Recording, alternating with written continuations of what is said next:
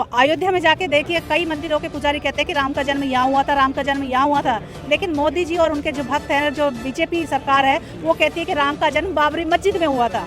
इनकी सच्चाई यहीं खुल जाती है। और बाबरी मस्जिद में अवशेष मिल रहे हैं बौद्ध धर्म के, तो कहाँ है सच्चाई बताइए। अवशेषों को सबको दबाया जा रहा है, कुचला जा रहा है, भगवाकरण किया जा रहा है, नामकरण किया जा रहा है, सब चीज़ों को बदला जा रहा है, भाषा साहित्य संस्कृति इतिहास को धकेला जा रहा है, ये अपनी चीज़ों को ला रहे हैं, तो वो चीज़ें तो नहीं होंगी। ये सावरकर की औलादें हैं या सावरकर की संतानें हैं। सावरकर वो है जिन्होंने देश की आज़ादी के लिए कोई काम नहीं किया, गोडसे वो है जिन्होंने महात्मा गांधी को मारा। आज उनको ये देशभक्त बोल रहे हैं। जो अपराधी थे 70 अपने वोट बैंक बनाने के लिए तो वो सबको हिंदू बोल देते हैं, लेकिन हक अधिकार देने के लिए वो हिंदू नहीं है। आप बताइए कितने दलित मंदिरों में पुजारी है, कितने दलित न्यायाधीश है, या कितने राष्ट्रपति बने हैं। SC ST OBC में कितने न्यायाधीश बने हैं, या राष्ट्रपति बने हैं, या प्रधानमंत्री बने हैं। राष्ट्रपति तो इस बार भी दलित ही है। दलित है, लेकिन वो दलितों की भावना को नहीं देख। उनके बाद में तो सबसे ज़्यादा अत्याचार SC ST OBC पे हुए हैं, क्योंकि ये रबड़ स्टैम्प की तरह उनका इस्तेमाल करते हैं।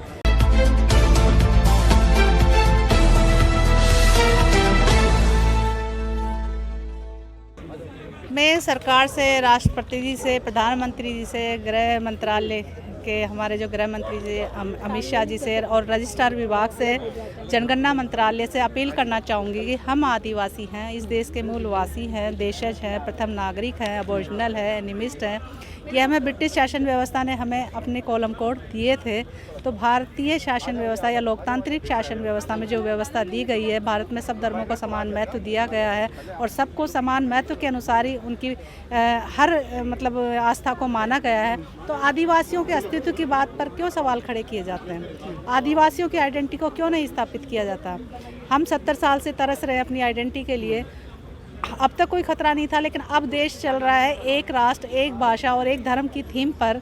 तो एक तरह से हमारा अस्तित्व समाप्त होने के कगार पे है। क्यों ऐसा? क्यों देश के मालिक के साथ ऐसा क्यों किया जा रहा है? हमने इस देश की आज़ादी के लिए बहुत बड़े बड़े बलिदान दिए, हमारे पूर्वजों ने बहुत संघर्ष किया और इतिहास गवाह है, उसमें सबसे ज़्यादा बलिदान आदिवासियों ने दिए। चाहे वो राजस्थान हो, चाहे वो झारखंड हो, चाहे नॉर्थ ईस्ट हो, चाहे वो कहीं का भी प्रदेश हो, हर आदिवासी। इसीलिए आदिवासियों पर 1871 में क्रिमिनल ट्राइब एक्ट लगाया गया था, क्योंकि उन्होंने विदेशी गुलामी के खिलाफ सबसे ज़्यादा संघर्ष और विरोध किए थे और उन्होंने गुलामी स्वीकार नहीं की गई थी। तो हमारे पूर्वजों ने जब राष्ट्र के लिए इतना बलिदान किया, इतने संघर्ष किए, तो हमारी आइडेंटिटी को सरकार को स्थापित करना होगा।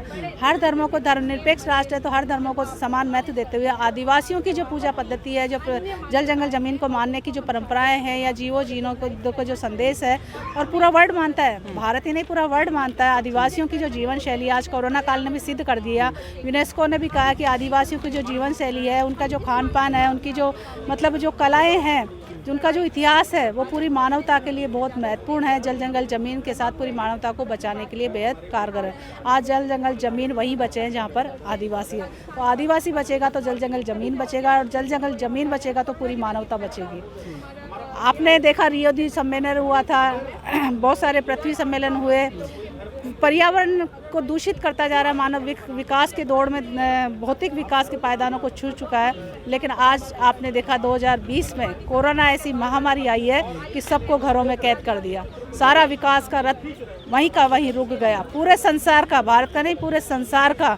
तब फिर यूनेस्को ने माना 2019-20 में कि आदिवासियों की जो जीवन शैली है, या उनके जो खान पान की जो पद्धति है, या कम से कम सर्वाइव करने की जो कला है, वो हर मानव को अपनानी चाहिए, ताकि हर जल जंगल ज़मीन और पूरे पर्यावरण का संरक्षण हो सके। क्योंकि आदिवासियों में कम से कम चीज़ों में जीवन को चलाने की बहुत बड़ी कला होती है। वो ज़्यादा परिश्रम करते हैं और बहुत कठिन कार्य भी कर लेते हैं। तो हर किसी को उस नीति के अनुसार चलना चाहिए और जब प्रकृति को सर्वोपरि मानना चाहिए, क्योंकि प्रकृति से ही हमें जल मिल रहा है, पानी मिल रहा है, जो जल जीवन बोलते हैं। प्रकृति से ही हमें ऑक्सीजन मिल रही है, जिससे हम प्राण ले रहे हैं। प्रकृति से ही हमें खाने पीने को मिल रहा है, प्रकृति पर ही हम रह रहे हैं। और प्रकृति में जब हम मर जाते हैं तो प्रकृति ही हमें पनाह देती है। तो इससे बड़ा कोई देवी देवता, इससे बड़ा कोई आपके मतलब आश्रयदाता, या इससे बड़ा कोई परमात्मा नहीं हो सकता। इसीलिए आदिवासी संसार भर के जो भी हैं, वो जल जंगल ज़मीन को, पर्यावरण को सबसे सर्वोपरि मानते हैं। उनके जो देवी देवता वो दिखाई देते हैं, और वो सबके साथ रहते हैं, सबके लिए समान बर्ताव करते हैं। सूरज सबको समान प्रकाश देता है, हवा सबको समान मिलती है, वायु सबको समान मिलती है, पेड़ समान खाना देते हैं, समान छाव देते हैं। इनमें कहीं कोई भेदभाव नहीं है और यही सबके देवी देवता होने चाहिए, सबके आराध्य होने चाहिए। आपकी ये मांग है जिस तरह से कि हिंदू का कॉलम अलग होता है, मुस्लिम का, सिख का अलग कॉलम होता है, उसी तरह से जो आदिवासियों का कॉलम अलग आना चाहिए। बिल्कुल, मैं कहना चाहूँगी जैसे ब्रिटिश शासन व्यवस्था ने हिंदू, मुस्लिम, सिख, ईसाई, जैन, बौद्ध 6 धर्मों को अलग कॉलम दे रखे, जैसे 1 2 3 4 5 6, तो जो 7वां कॉलम है वो कॉलम आदिवासियों को ट्राइबल कॉलम या ट्राइबल ओब्लिक आदिवासी के नाम से दिया जाना चाहिए। क्योंकि जब हर धर्म, ये धर्म भारत के नहीं हैं, ये विदेशी धर्म थे जो भारत में आए हैं, ये आक्रमणकारी धर्म थे जो भारत में आए हैं, सिर्फ आदिवासी ही यहाँ का मूल मालिक था। आदिवासियों ने पनाह दी है, यहाँ की सरकारों ने पनाह दी है, तो आदिवासियों को तो आप हिंदू नहीं मानते हैं, अपने आप को हिंदू नहीं मानते हैं? हम है ही नहीं हिंदू, हम क्यों मानेंगे? अच्छा, हम आदिवासी हैं, हम प्रकृति प्रेमी हैं, प्रकृति को मानने वाले। अब मैंने बताया जब आपको हवा, पानी, जी, आपका पूरा जीवन प्रकृति पर निर्भर है, इससे बड़ा कोई धर्म नहीं हो सकता। प्रकृति सबसे बड़ा धर्म है, हमारा प्रकृति धर्म है, आदि धर्म है। आरएसएस के प्रमुख मोहन भागवत कहते हैं कि भारत का हर नागरिक हिंदू है। वो कुछ भी कहे वो तो गलत है ना। इस तरीके से हर नागरिक तो नहीं, अभी आपने कहा हिंदू, मुस्लिम, सिख, ईसाई, जैन, बौद्ध 6 धर्म है, तो यही बात वही गलत हो गई ना मोहन भागवत की। तो जब 6 धर्म ऑलरेडी हैं फिर भी वो कह रहे हैं तो गलत है बिल्कुल। और आदिवासी इन धर्मों से परे हैं, वो हिंदू नहीं है, वर्णवादी व्यवस्था में नहीं आता है, उनमें हिंदू लॉ नहीं लागू होता है, इसीलिए आदिवासी अलग है। एक बात कही जाती है SC ST OBC Bahujan Samaj जी, तो आप उस बहुजन समाज के जो वो है वर्ड, उसमें भी अपने आप को नहीं देखते हैं? हम देखते हैं, क्यों नहीं देखते। समाज का जो वर्ग है, जो हमेशा से पीड़ित और प्रताड़ित और उपेक्षित किया गया है, वही ST SC और OBC वर्ग है। और उसको प्रताड़ित करने वाला ही जो आप वर्ग बता रहे हैं वो हिंदूवादी वर्ग ही है। वही हर जगह बैठा हुआ है, वही अन्याय करता है, वही फिर उनको हिंदू धर्म में शामिल करता है। अपने वोट बैंक बनाने के लिए तो वो सबको हिंदू बोल देते हैं, लेकिन हक अधिकार देने के लिए वो हिंदू नहीं है। आप बताइए कितने दलित मंदिरों में पुजारी है, कितने दलित न्यायाधीश है, या कितने राष्ट्रपति बने हैं? SC ST OBC में कितने न्यायाधीश बने या राष्ट्रपति बने या प्रधानमंत्री बने? राष्ट्रपति तो इस बार भी दलित ही है। दलित है, लेकिन वो दलितों की भावना को नहीं देख। उनके बाद में तो सबसे ज़्यादा अत्याचार SC ST OBC पे हुए हैं, क्योंकि ये रबड़ स्टैम्प की तरह उनका इस्तेमाल करते हैं। वो एक मुखिया चुन लेते हैं। मोदी जी आए थे वो अच्छे दिन दिखाने के लिए, जनता की सेवा करने के लिए, लेकिन आप लोगों ने देखा 7 साल में क्या सेवा की।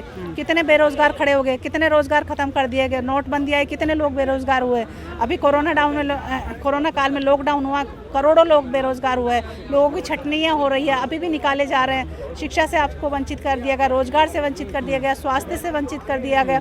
आपके खाने पीने की कोई व्यवस्था नहीं है, आपकी शिक्षा की कोई व्यवस्था नहीं है, लेकिन आपको धर्म की अफीम खूब अच्छे से चटाई जा रही है। हर जगह जगह मंदिर बनाए जा रहे हैं, हर जगह जगह भंडारे लगाए जा रहे हैं, हर जगह जगह जागरण, इतना शोर शराबा किया जा रहा है कि आप न चाहते हुए भी उस तरफ मुड़ जाएंगे और उस चीज़ को आप मतलब मानने लग जाएंगे। भाजपा के कई नेता हिंदू राष्ट्र की बात कहते हैं और मोदी सरकार का भी कहीं ना कहीं नैरेटिव जो है वो हिंदू राष्ट्र की तरफ दिखाई देता है, तो फिर किस तरह से देखते हैं हिंदू राष्ट्र को? मैं आपको और भाजपा नेताओं को सबको कहना चाहूँगी कि 7 साल में ही हिंदू राष्ट्र बना है क्या?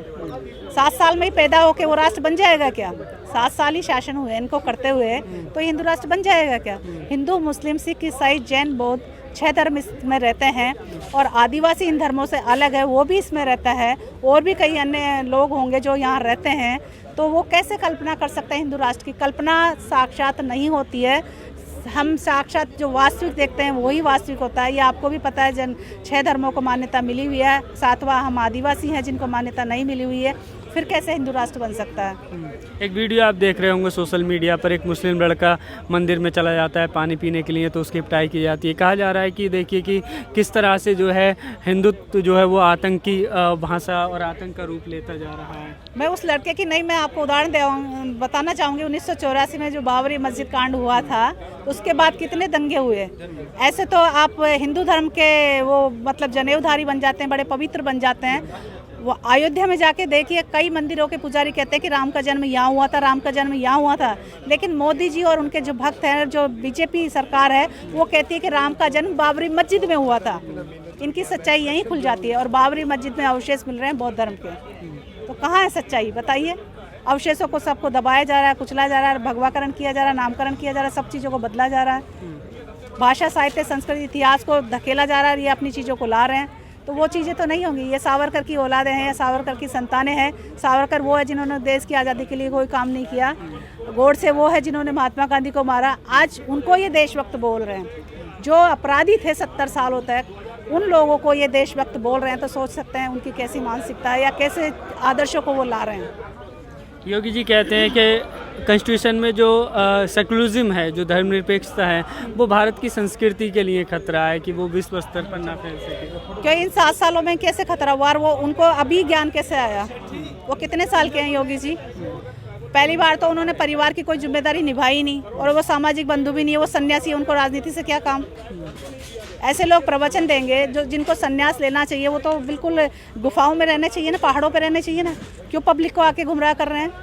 प्रवचन देने वाले तो आशाराम भी था, राम रहीम भी था, फलारी बाबा भी थे, जाने कितने सारे साधु संत थे, कितने प्रवचन देते थे, सभ्यता संस्कारों की, धर्मों की बात करते थे, आदर्शों की बात करते थे। सारे बलात्कारी निकले, सारे अपराधी निकले, सारे हत्यारे निकले, राज जेलों में है।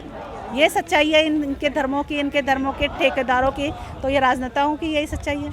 मैडम, तो आपको क्या लगता है कि एक तरफ जिस तरह से देखा जा रहा है कि हिंदू राष्ट्र की बात की जा रही है, आप लोग जो है आदिवासी को जो है एक अलग कॉलम की मांग कर रहे हैं, कितना पूरा हो पाएगी? सरकार से क्या लगता है? मांग तो हम लेकर रहेंगे, क्योंकि ये मांग नहीं है, ये हमारी पहचान है। ये पहचान हमारी सदियों की है, हजारों सालों की है, इनकी दी हुई नहीं है, इन्होंने तो छीनी है हमारी मांग। अब हम लेकर दस्तावेजों में दर्ज करने की तो दस्तावेजों में है, दस्तावेज दिखाकर ही तो हम कह रहे हैं। जो ओरिजिनल है, एनिमिस्ट है, ट्राइबल रिलीजन है, ट्राइब्स है, ये ब्रिटिश शासनकाल के दस्तावेजों में दर्ज है, जिनके लिए ये कहते हैं कि ब्रिटिश सरकार ने शोषण किया। ब्रिटिश सरकार ने शोषण नहीं किया, ब्रिटिश सरकार ने बल्कि सबको शिक्षा दी, सबको समानता दी, सबको समान व्यवहार दिया, और आज हम सबको काबिल बनाया कि हम एक दूसरे से बातचीत कर रहे हैं, या जंतर मंतर पर खड़े होकर सरकार के समर्थन में या विपक्ष में बोल भी रहे हैं कि वो उनकी गलत नीतियों को विरोध भी कर रहे हैं, और अपनी जो मांगे हैं, जायज़ मांगे हैं, उन मांगों के लिए उनसे ज्ञापन भी देंगे और अपने मांगे मनवाने के लिए उनको मजबूर भी करेंगे। चलिए मैम, थैंक यू। अगर आप चाहते हैं गरीब हर वंचित इंसान की आवाज आप तक पहुंचे, तो हमारे चैनल को सब्सक्राइब करें और बेल आइकन का बटन दबाना ना भूलें। देखते रहिए बहुजन हलचल न्यूज।